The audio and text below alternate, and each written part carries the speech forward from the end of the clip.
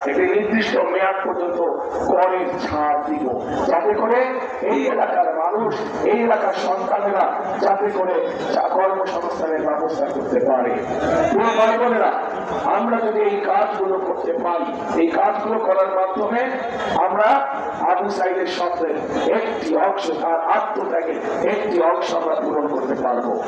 কিন্তু বড় যে অংশটি রয়ে গেল, সেটা হচ্ছে এই দেশের মানুষের রাজনৈতিক অধিকারকে ফিরিয়ে আনা।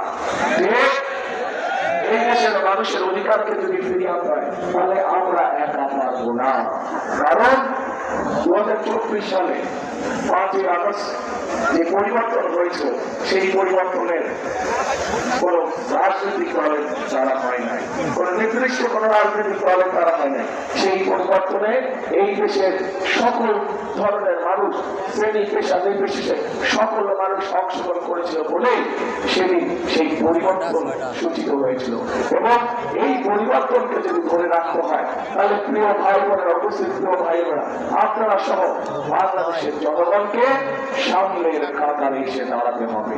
এবং সামনের কাতারে এসে দাঁড়ানোর অর্থ হচ্ছে একটি নিয়মতান্ত্রিক উপায়, একটি নিয়মতান্ত্রিক পন্থায় আমাদেরকে গণতান্ত্রিক যাত্রা শুরু করতে হবে।